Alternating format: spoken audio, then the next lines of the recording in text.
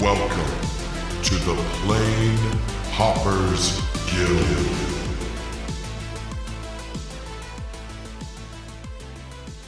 Greetings, adventurers, explorers, treasure seekers, and sellswords. Welcome to the Plane Hoppers Guild.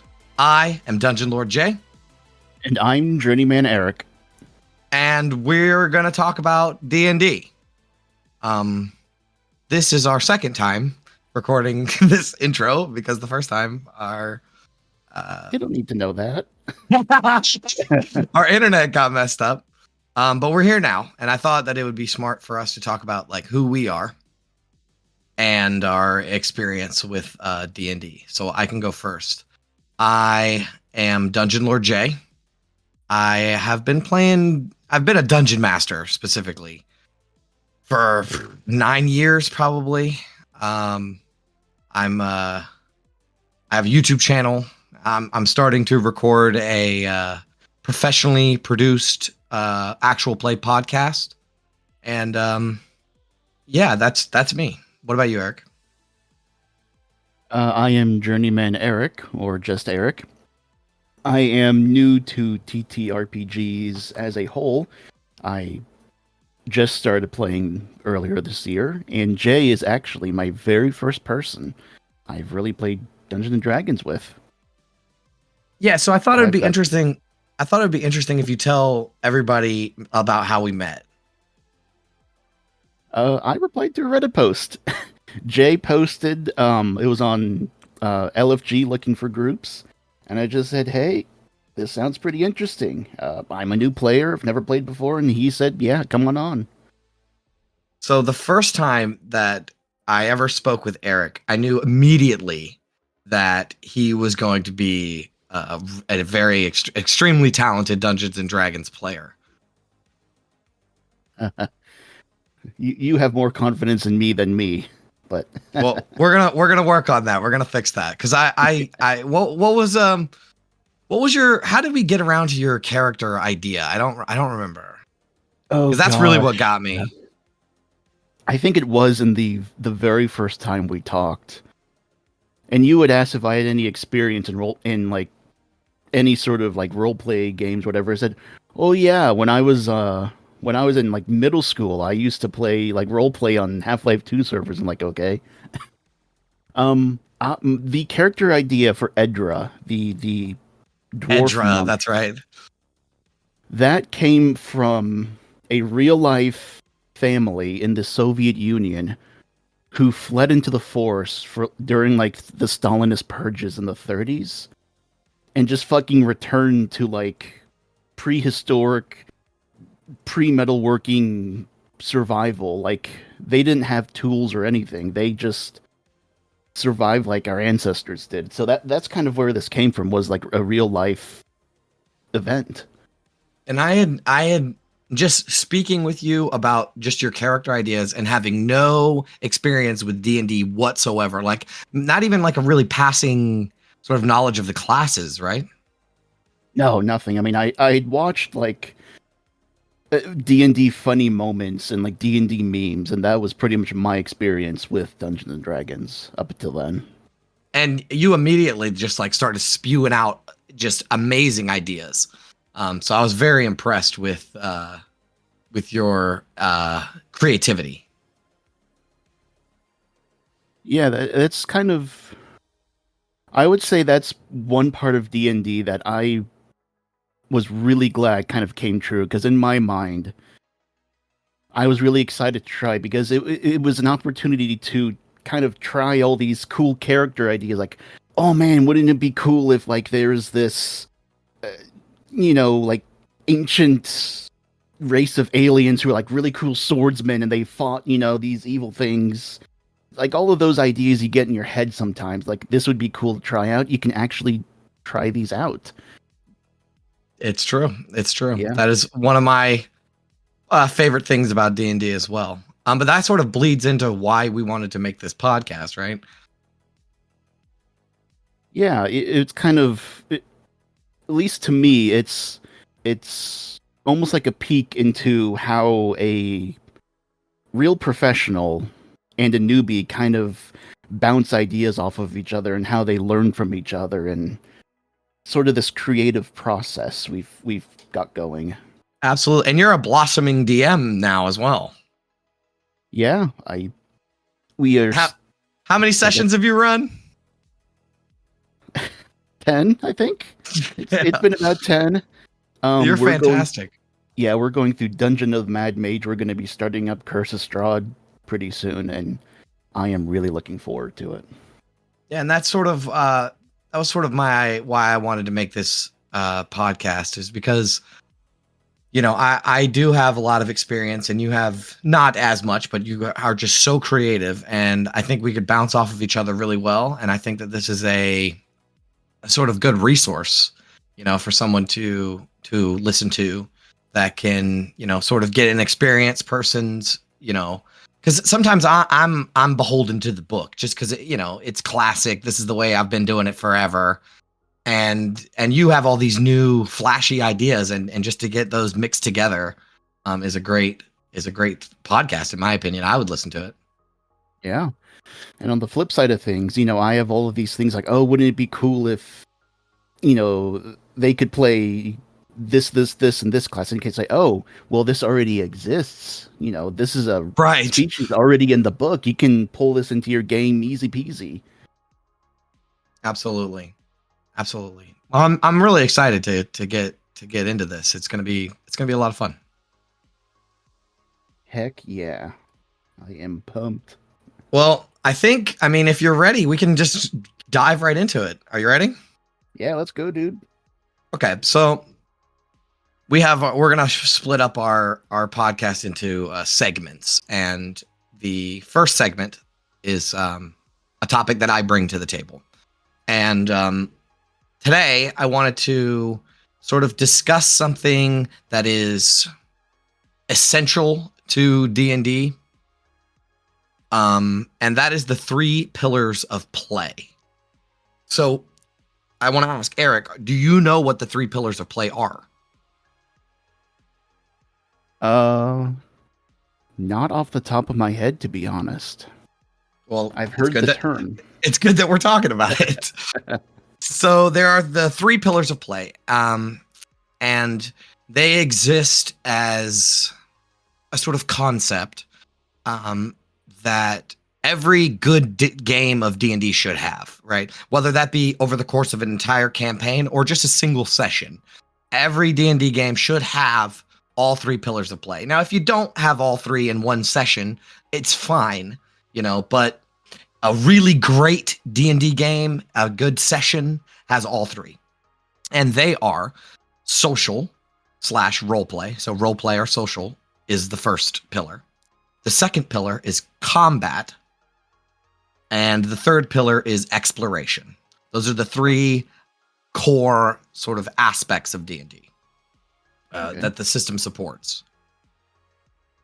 So I like to think of it as social or roleplay is someone or something to talk to. I like to think of combat as someone or something to fight. And I like to think of exploration as secrets to uncover, or places to interesting environments. So what do you know, Eric, about social encounters? Like what would in your mind entail a social encounter? Oh, right off the top of my head, I mean, interacting with NPCs first and foremost. Talking to merchants, getting lay of the land, getting information, like, going out and talking to the townsfolk about mysterious disappearances or whatever. Yeah, that's really good. But actually, now that I think about it, I mean, that could also just include like the players talking to each other, because sometimes you get those moments where you're sitting around a campfire and you have to talk about what happened the day before, character-wise, anyway. Absolutely. I feel like roleplay in most modern D&D games comes more naturally. It's, like you said, player talking to the barkeep, or, the local politicians or what have you. And there's two, in my mind, there's two ways that you can sort of resolve a social encounter.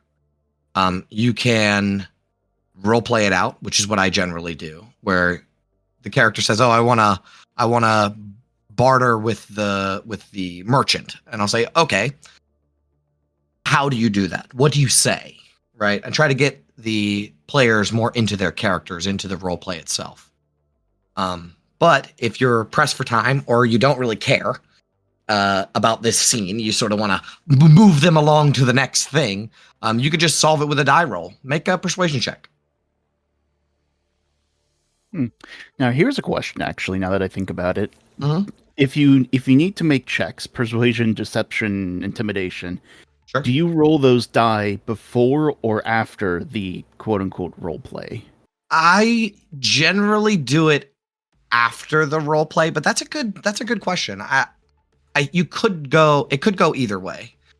Because if they flub the role, you could role play it out like, oh, you say something really goofy. But I generally do it after because I want to see what they're gonna say in order for me to determine what check they need to make, or if they need to make a check at all.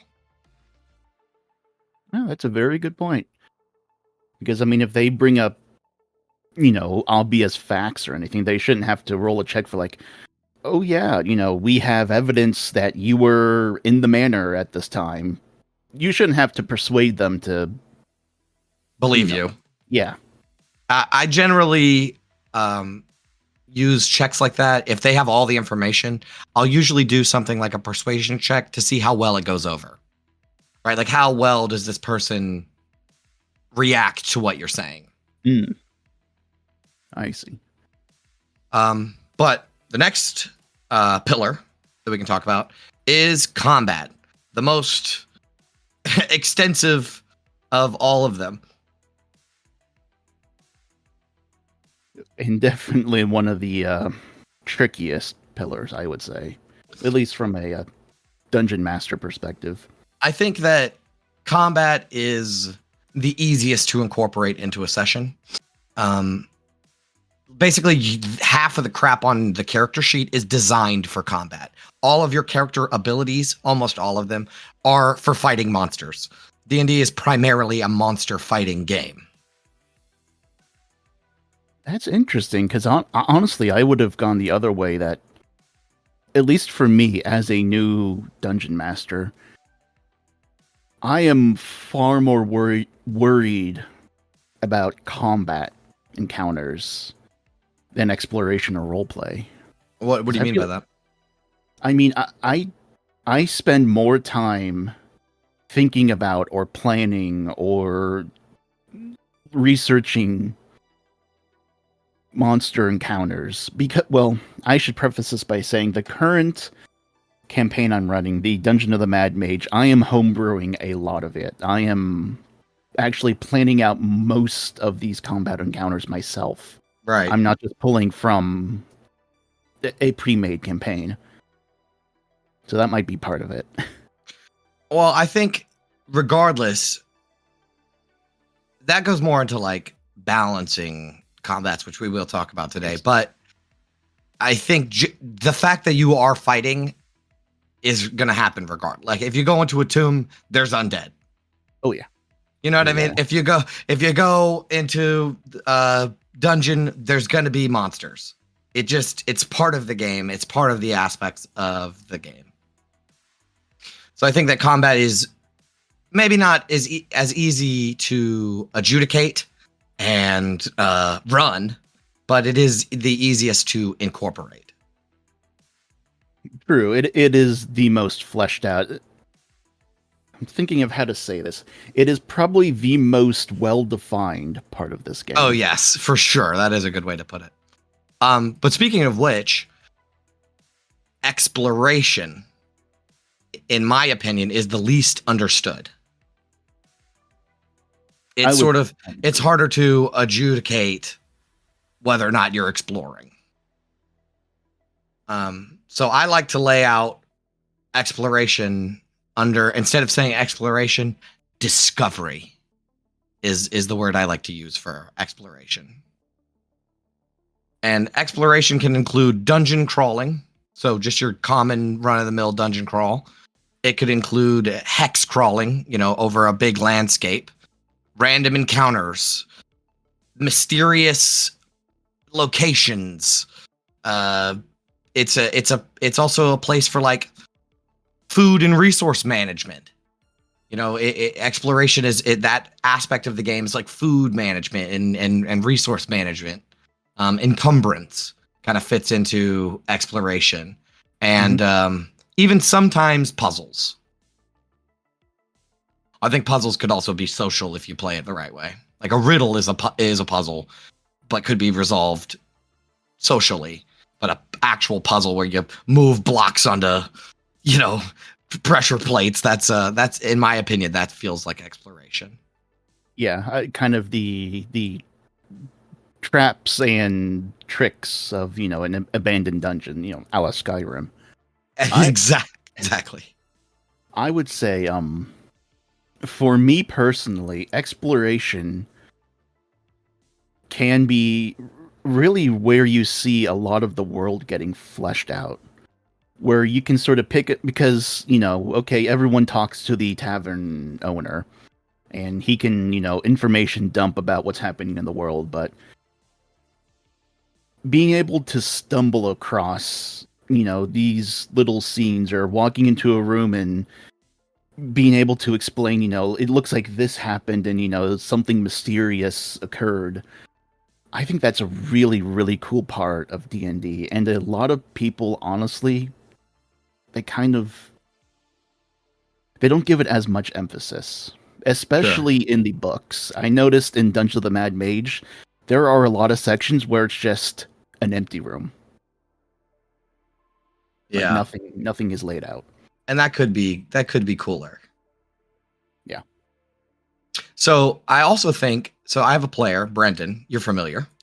And the last session that we played, I gave them some information and Brendan said, he basically solved a puzzle. He was like, oh, the city probably crashed from such and such reason because of this information that he has gathered. Right. And he sort of connected the dots on his own. And I was super impressed by that. And I said, oh, Brendan, you're really good at that. And he said, it's my favorite aspect of the game. And I feel like putting all of the clues and puzzle pieces together on your own as a player is exploration. It's discovery. Oh, that is just awesome. I might be showing my age, but like point and click games where you have a bucket of clues and you start putting the pieces together, and when they fit, it is incredible. It is a great feeling. Absolutely. So I have a couple of examples that I wanted to talk to you about, and I think you'll find this interesting. So I'm going to start off with a dinner party, right? So whether it's the player characters get invited to, the noble person's dinner party, or they're supposed to be bodyguards or what have you. A dinner party is a great place for roleplay and exploration. It is well suited for that sort of scenario, right? They could look for clues with exploration. Maybe they're trying to solve a mystery, a murder mystery, right? Look for clues. That's exploration. Role play, talking to all the people, interviewing them to gather clues. Both of those things sort of feed well into exploration. And maybe combat might not fit as well into that sort of dinner party aesthetic. But I have thought of a couple of examples, and perhaps, Eric, you can come up with some as well, as to in fact, I'll let you go first, Eric. What do you think you could add to a dinner party that could include combat, the third pillar of play in this scenario? I mean, my first reaction would be like an assassin crashing through the window. Absolutely. That's my first instinct as well. You could also go with, if you're investigating, the manor, and you think the noble person's up to no good, perhaps an animated armor protecting a study could be a quick encounter. Or if the noble person's, of good nature or whatever, you could have giant rats crawl up from the cellar and crash the party. One thing I thought about was some of these noble parties, maybe they, as a sport, they have like fencing tournaments or whatever. That And is brilliant. Yeah, and if you want to get information from like the dastardly noble, you have to beat him at fencing or something like that. I love that. That's really smart. So yeah, you could add combat to what is a regularly known roleplay or exploration scenario. And let's do a inverted version of that, right? So what about a sealed dungeon that has just been opened, right? That's easy for exploration, right? New rooms, puzzles, exploring an unopened tomb. So that makes sense. And also combat. Definitely going to be undead and stuff like that in your dungeon. Oh yeah. But it may be a little more difficult to have role play occur in a place that's undisturbed for like 1,000 years. Can you think of an idea on how to add role play into this scenario? It would probably require a little bit of prep. My first thought would be, if not one of the players, maybe have like a NPC following them that would be related to this dungeon in some way. Mm-hmm. So they could maybe start, talking about history, and then the players can sort of start poking at those kind of threads. That's exactly right. Or you could turn on the party last minute. That's always Yeah. fun. Another that go ahead. No, please. Another I've mulled over is like like working a lot more with spectrals and spirits. That is an idea that I have as well. A friendly or confused spirit that sort of might not might help the players, or might just be something that they can sort of try to interact with and maybe get clues about further rooms in the dungeon or something like that. Mm-hmm. A couple other ideas I have is talking statues or talking paintings. Perhaps with a riddle or something cliche, or perhaps a spirit again trapped inside of one of these statues or paintings. But another one that I came up with is which is more my style, is have the player characters role play among themselves. Perhaps a curse that makes one of the player characters tell only the truth. Ooh, that's interesting. So it'll have a sort of, it could be comedic or it could be, tensionful, but like having one of the player characters come up with a curse where now they only tell the truth, and then they start blurting out, how they really feel about the party, and that could create a sort of role play scenario with everyone else. Oh, that reminds me, actually, one thing that might lead into that I've been planning is a curse that affects a player. So the player will try and sabotage the party through deception. They can't actively attack the party, but they can try and like misdirect them, mislead them, kind of like almost like this counter agent suddenly in the party, and that might lead to some tension between them. It's pretty cool. That sounds pretty good, man. I like it. But yeah, I think that's it. So that's how you could add role play into a sealed dungeon. But yeah, those are the three pillars of play. I think we covered them pretty well: social / role play, combat, and exploration. And every good D&D session has all three. Oh yeah,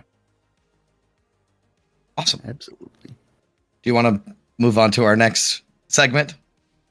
Yeah. Okay, so our next segment is called Sage Advice. Do you kind of want to give the people an explanation of what it is? Yeah, so this would be kind of my chance to start grilling Jay about, how the mind of an experienced dungeon master works. This week we're going to be discussing combat balancing. Oh boy, a tricky subject, but I'm excited to get going. Yeah, this is a big one for me, especially a new dungeon master and a new player. Well, I'm hoping you could take something from it. I do know a little bit about this. And you know what? This is the kind of thing that I bet experience is like 9/10 of it. You would be correct. It definitely is a skill that just requires experience. It's not something that you can just explain. I mean, I'm gonna try, but Yeah. it's more of a vibe. But we can definitely get some good advice. Yeah, For sure. So instance, so yeah, Go ahead. grill me. What you got? Well, maybe we should start off with a common misconception for new dungeon masters, and one that I fell into, which is challenge rating of an Yeah. enemy. I'm glad that you brought this up. So let's talk about challenge rating. So challenge rating is or CR is found somewhere on the monster stat block, usually like around where the languages and saving throw proficiencies are and stuff like that. And it's usually like a number 1 through probably 30 is as high as it goes. Mhm. But CR represents if there was 4 characters of the level. So let's say CR5. What's a CR5? A beholder zombie, a zombie beholder, CR5. So 4 5th level player characters, that would be a medium difficulty challenge, right? So it's not going to completely tax all their resources. It's not going to throw them, and nobody's probably not going to die. I mean, I guess a zombie beholder is a bad example because they have a death ray or something on them, but regardless, it's you're not really gonna die. There's no danger of dying. It could happen. You could have bad luck, but generally speaking, it's a medium encounter for 4 player characters of that level. Interesting. I just did learn something. I did not know it was a 4-player Yes. rating. Yes. And even then, the CR system is not terrible, but it is not perfect by any means. It's sort of a gauge. It's a knob that you can sort of twist and turn to sort of adjust how hard or easy you want an encounter to be. But it starts to fall apart when you take in things like action economy. Are you familiar with action economy? Like what that Yes. means? Yeah, that's a very good point. So, for example, if you have, I have a party of 6, I think, but let's just say you have a party of 4, right? So you have a party of 4 adventurers, and let's say, Beholder Zombie, CR5, they're 5th level. This should be a medium encounter. It's actually going to be a hell of a lot easier for them because they have 4 actions per round when the Beholder Zombie only has 1. Mhm. This is why a lot of monster stat blocks have 2, like multi-attack with 2 or 3 attacks, to sort of try to balance that out. But even then, 4 player characters ganging up on one monster is going to wipe the floor with this monster. Not always, but generally speaking, they have more actions. They dish out more damage per round than the Beholder Zombie does. And that's something that you should always, always consider. If you're going to have a Beholder Zombie encounter and you want it to be medium difficulty, you can't just have one Beholder Zombie because that'll be an easy difficulty. You can add in, let's say, 2 Gazers. I think Gazers are like CR1 or CR half or something like that. They're not too challenging. So you add in 2 of those. Now there's 3 monsters for the 4 player characters. This is more of a challenge. Now they have to balance out where they're dishing out damage. Oh yeah, I'm very glad we brought up action economy because it's for new dungeon masters, it's you see these monsters with like all of these cool powers, all these cool actions, they can do death ray, they can petrify people, they can da da da da da. And then it's so disappointing when you stick these in a room with the players and players just fucking annihilate them. Yes, But it makes sense. absolutely. It makes sense. And then you think about, okay, in the actual modules that are made, all of these super cool enemies, they have cannon fodder around them for a reason. Right, These rooms absolutely. are full of monsters for a reason. Well, that leads into sort of another thing on the subject of action economy. So let's say you do want to just have one badass monster, right? Well, there's more than one way, and you don't want to have little minions. There's more than one way to sort of balance out the action economy, and one of the ways is legendary actions. Have you ever used a monster with legendary actions? Probably not yet, huh? Not yet. So legendary actions you usually get points. There's like 3 points you can use throughout a combat round. They recharge when the enemy starts their turn. And you can use these legendary actions after another turn. So let's say your monster goes, a player character goes, your monster can use a legendary action after that player character. And legendary actions, most of the time, are just something cool that they can do, whether it be move without taking an attack of opportunity. That one's really helpful for repositioning yourself so that your monster's not getting ganged up on. It's also like maybe, if they have like a bite attack, usually, it's just a bite attack. And then they'll have one sort of fancy legendary action that does something that might minorly affect all of the player characters, whether it's frightened them or what have you. And that sort of balances it out. So instead of a monster having one action on one turn, he now has 4 actions on 4 separate turns, and he can use them whenever they want. Mm-hmm. And another thing that you can also add if you really want to, ramp up the stakes is a thing called layer actions. So layer actions usually take place on initiative count 20, winning any ties. And a layer action is usually the environment itself, sort of either tentacles reach out of the wall and make a player character so they can't move, restrain a character, or minor damage, or the floor becomes slippery and now you have to make saves before you move, stuff like that to make the environment more challenging. And all of that sort of balances out, so you just have one monster that can do all of this stuff, and it makes the action economy sort of turn on the side of the monster as opposed to getting stomped on. Okay, speaking of which, yeah, let's discuss what happens if it goes in the other direction. If you make something too difficult. Okay, so this is one that I'll say first off, this is one that I have very rarely encountered.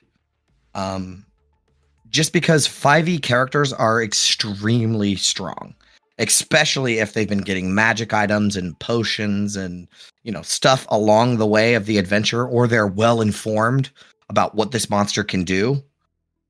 Whether they researched it beforehand, they go into the dragon's lair, they know what kind of dragon they're up against. So usually 5e characters can really stand up on their own, especially if you have experienced players. But let's say it is going south. It is starting to look bad. My go-to thing that I do is adjust hit points on the fly.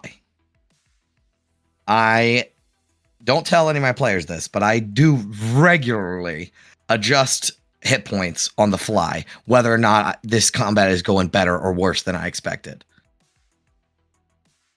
Okay. So if they're like beating the hell out of my monster in the first round, he's gonna get double hit points. You know what I mean? Like, I'm gonna beef him up. Yeah, I mean, it is. You have to not only think about, making sure your players aren't immediately killed, but it's also not as satisfying to come in and just wreck something that should have been hard. Definitely so not. It is more fun to have a challenge. Yeah, and like, you want to wait for. I mean, and sometimes like if the player character, if the monster has like, I don't know, 5 hit points left, and these guys have been slugging it out with this monster for 2 hours, I'll just they'll hit the monster. Whoever did the last thing, I'll say, "Oh, you did it! Oh, yeah. How you want to do this?" Like I'll just take off those extra hit points. Who cares? What's 5 hit points in the grand scheme of things? Compared to something with hundreds, it's Yeah, good exactly. enough. Another resource that you have, which I don't use, but I do suggest, especially newer DMs, to use this resource, and that's fudging rolls. I personally roll everything in front of everyone, just because that's sort of my fun in the game, even though it definitely gets me in situations where I'm like, man, this really sucks. But it is a sort of dial that you can adjust where you're saying, oh man, my monster's sort of kicking their ass, or oh, I rolled a crit on a first level adventurer. Oh, it's a 16 to hit. Does that hit? You know what I'm saying? Mm-hmm. You roll behind a screen for a reason. This is funny because you actually caught me fudging rolls one time. Well, go ahead. For some added context, in the Dungeon of the Mad Mage, I created an NPC to help the party called Glitterstone. She was designed to be just like a little assistant to follow them along, to help them out, give some lore and stuff when needed.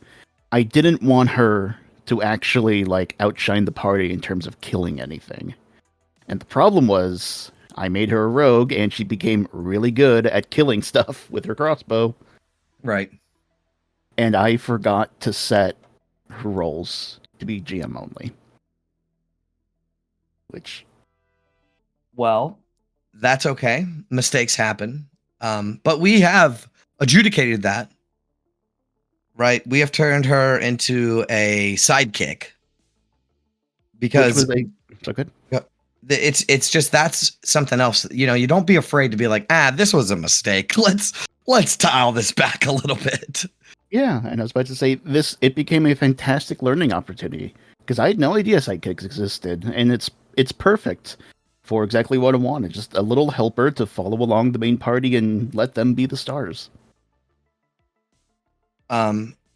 I don't fudge my rolls, but I do highly suggest it. It's part of the game. Everyone knows that the dungeon master rolls behind a screen, and sometimes he says shit happens and the dice didn't say that. The DM sort of controls the story. That's his job, is to make it fun. If you're being a dick about it, you're doing it wrong. But at the same time, it's a tool in your toolbox that you can use. I do fudge rolls sometimes, for random encounters or something. If I don't feel like, dealing with a 2-hour combat when something really interesting is about to happen, I'll just say, oh, your random encounter table pulled up nothing. You're good to go, Yeah, ultimately, at the end of the day, it's about fun. Absolutely. Something else that I wanted to bring up on adjusting hit points on the fly is that it is a sort of balancing combat is a fine line to walk. And I know that one thing that I have learned is that don't make your monster just a huge sack of hit points, because that's going to lead to a really boring fight. It might be swingy, right? The monster might be winning for a little while, and then the player characters win for a little while, and then the monster wins for a little while, but it's boring. There's it's just, I hit him. Okay, next turn. Oh, I hit him again. Okay, next turn. Oh, he hits you. Don't make your monster a big sack of hit points. Have them do something interesting. Interesting. So yes. Like, instead of a million hit points, have them like heal or have like a second. So you can shut off. Yeah, so you could. Oh, sure. Yeah. That my player characters have been fighting a vampire recently, and they keep doing things to shut off his regeneration. So that's an interesting sort of thing that they're like, okay, we need to make sure that we can turn off his regenerate so he doesn't get more hit points each round. And so that is a way to make your combats a little more interesting. Another way to make your combat more interesting and also challenging is alternate objectives. So not every fight has to be to the death. A cool sort of combat encounter could be, the necromancer is performing a ritual where he's going to summon the god of death or something, a demon. And the player characters don't have to just fight the necromancer, but they can take out the pillars he's using to channel the necrotic energy, right? So that the alternate objective isn't to kill the necromancer, it's to take out the pillars before he summons the demon. So that could be a way to make your combat more challenging, even with a low level sort of wizard. Yeah, that's a fantastic idea, actually. Yeah, alternate objectives is something that I have a hard time incorporating into my games, but it makes the most dynamic combats. Mm-hmm. And something that is so good. No, go please. I was just gonna say that, and that kind of touches on a very salient point of making things, giving a lot of variety. A variety is the spice of life. Absolutely. Something that I do a lot, though, something that I do is environmental hazards. So not only are you fighting a Yeti, but it's in the middle of a blizzard, and you're going to take damage every round until you get this thing down. Or you're fighting on ice. I've been playing Rime of the Frostbane, so all of my things are ice themed. But you're playing on slippery ice, and every time you move, you have to make a dex save or you fall prone. Another, it could also be like a hazard, or to make your fight more dynamic. Perhaps all your foes are invisible, so everyone has disadvantage to hit them. Or you have to scope out where they are, or use some sort of ability to find out where they are. The enemy has cover and the player characters don't. The enemies are behind, a wall or something, and the player characters have to sort of force their way through. So yeah, that's something that could make your fights more dynamic, at least. Yeah, excellent tips. My last tip before we move on is that, and this is a good one, and I hope that you take this one into account, is that to make your fights more challenging, don't have the monsters just have a really high armor class. If you're fighting like a shield or a suit of armor, they should have a high armor class. But just your average run-of-the-mill monsters shouldn't have a crazy high armor class. Just give them more hit points, because players don't like to miss. It's not fun to miss every single turn. It's cool to miss sometimes, but not every single turn. Oh yeah, this is one I've heard before, and I agree wholeheartedly, because players like to do things. Yeah, even if it doesn't, in the grand scheme of thing, if it doesn't even do that much damage, they got to do something, and it was fun for them. They had a moment to shine. Mm-hmm. And on that same note, let's just say you're going, and I took this to heart when I was running a Serac, the Arch Lich in Tomb of Annihilation, is I had an option to take Counterspell. And I did, but instead of Counterspell, I used Shield more often. Because here's the thing, if you're a caster, you get one spell on your turn. Maybe two if you're like a sorcerer or something. But you get one spell on your turn. You're going to blow your whole load on this one spell, and all the Lich has to do is wave his hand, Counterspell. That goes into the same thing as missing. You don't want to miss. You want your thing to do something. So instead, I took Shield, because the melee fighters, they get like 2-3 attacks sometimes. So the wizard only gets one big spell.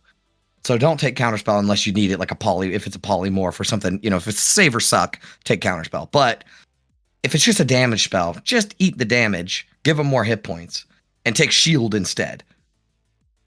Yeah, that is way more satisfying than just hearing, oh, that missed, oh, your spell is countered. Yeah, having your big spell counterspelled really sucks. And it works. Like for some things, you got to do it. Like for a polymorph or something that's really going to fuck you up, a banishment. You should keep your counterspell for stuff like that. But just a damaging spell, don't counterspell it. It makes the players just feel like crap, and that's not sort of the point of the game. Yeah, I would love to go into this more, but I just want to say we're hitting time. What do you say if we move on? It was a big topic. It was a big. We'll put a pin in this one later because I do want to talk about counterspell maybe another time. Mm-hmm. But how would you like to move on to your pop quiz? All right. So what do you have a name for this segment? The name was Pop Quiz. Pop Quiz. I do not have a name. All right, that's cool. Well, this for the listeners, this is going to be our kind of a palate cleansing bit. A little fun little thing we can do at the end of the podcast, just to, have a bit of fun. We had a pretty serious topic, so let's see. I'm ready, what Jay Eric. knows. Hit me. I'm ready for my pop quiz. Teach. All right. Myconids are a collection of fungal creatures that make up a hive mind. Are there any other races or creatures that also form hive minds? Okay. Yeah, I can think of one off the top of my head. It's mind flayers. Have a hive mind. Yep, mind flayers are one of them. There is another. Ooh, there's another. Mm-hmm. A hive mind. Huh. I don't know. Hit me. They are the Modrons, a construct Modrons. Yes. Interesting. I didn't know Modrons were a hive mind. Yep, they are classified as a hive mind. Interesting. Okay. Do you have any more information on Modrons? Yeah, these are the I can't remember the name exactly. These are like the true lawful construct creatures. I believe they're a race of immortals, if I remember right. I think so. They come from Mechanus. Yeah, they're the plane of Mechanus. And they are like the epitome of lawful. They follow rules to a T. Kind of like the opposite of devil. No, devils are lawful. Demons. Yes. Opposite of demons. Well, actually, so technically, Slod are true chaotic. So they are the opposite hand of Slod. They're neutral, chaotic neutral. And Modrons are lawful neutral. Yes. All right, very cool. Hit me. All right. Rumor has it that twig blights originated from what event? What? Twig blights originated from what event? Yes. A rumor in the Forgotten Realms. Ooh, Eric, you gave me a challenging one. All right, so I have two guesses. They're like major historical events in the Forgotten Realms. I don't believe this is a major event. Oh man, part of me wants to say the spell plague, but I think they were around before then. So I'm gonna say the time of troubles, but I could be wrong. I believe they actually came before the time of troubles. I think so too. Go ahead, hit me.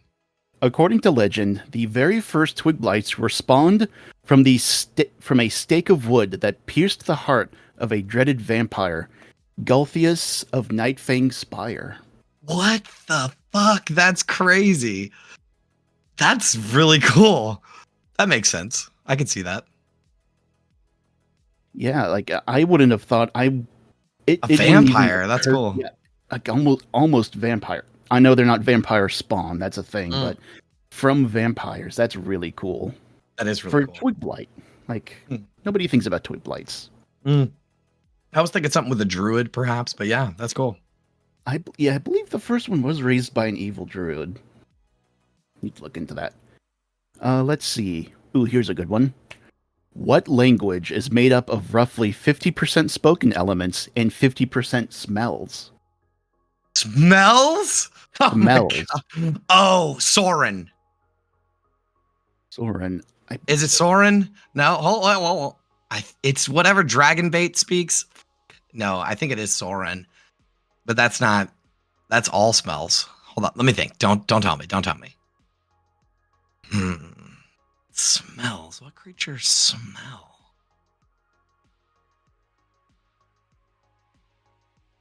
Repeat the question.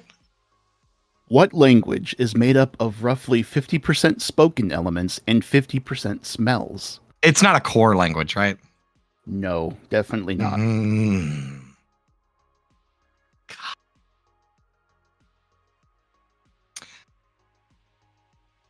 I don't know, Eric. I want to say Soren because that's an all smell language. I think that's close, but the answer is troglodyte language. Troglodytes. Why didn't I think of that? Duh. Troglodyte language. That's amazing. Just bizarre. Yeah, because they're stinky boys. They are stinky. Doesn't someone in A Descent to Avernus speak troglodyte? That is not a troglodyte? I'm not sure, but that is hilarious. That would how does that work? It's partially farts. You just got to get it just right. Yeah. You have to consider what troglodytes. Damn, I should have thought of that. Let's see. Here's a good one. Okay. Why are aboleths fearful of mind flayers? Why are aboleths? Okay.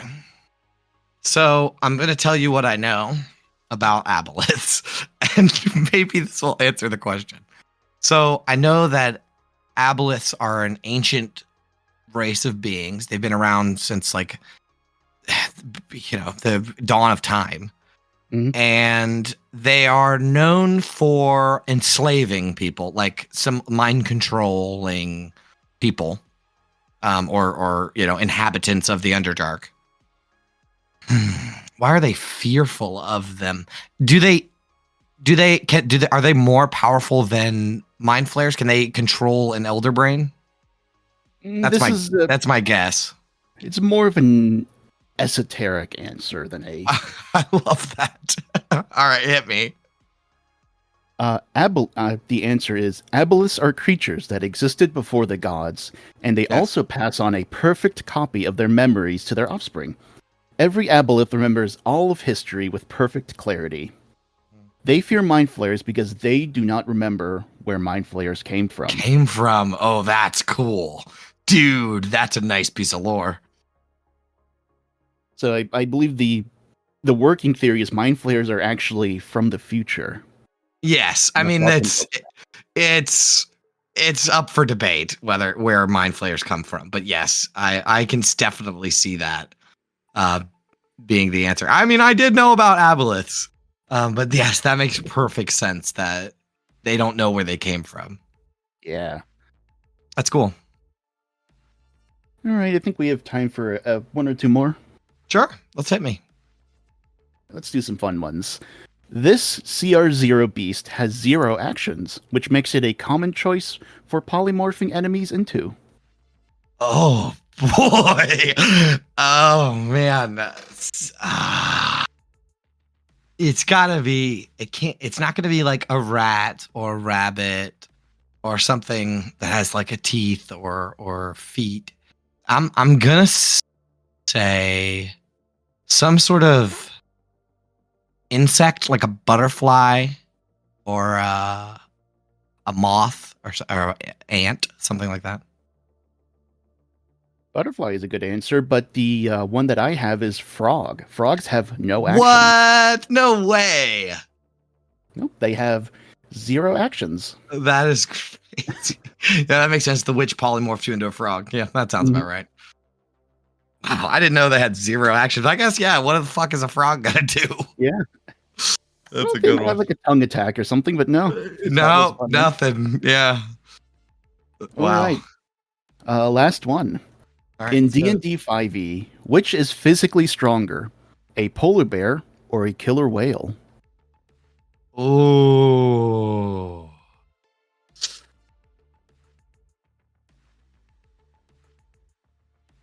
I'm what is this? It says 19. I bet the killer whale only has a strength of 16. So I'm going to say the polar bear. That is correct. The polar bear has a strength of 20. Killer whale 20. only has 19. Wow. I didn't know. I thought. Well, I got it right anyways. Yeah, you got it right. Wow. That is just some wild lore. That's some wild knowledge, Eric. You got me Yeah. good on that one, buddy. I was like, how can I stump Jay? Oh, you stumped me big time, bud. Don't worry. I got the next bit. I'm going to get you good. Yeah, it's going to come back to me. Oh yeah, baby. All right. We did it.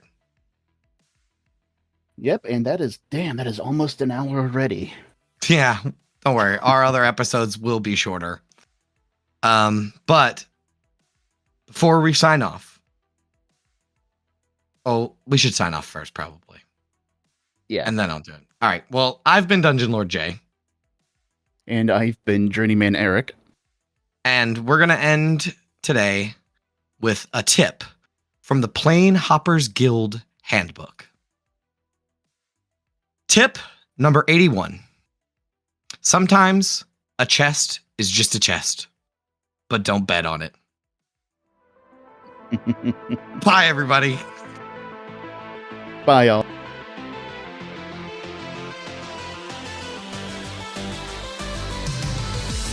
Thank you for joining the Plane Hoppers Guild.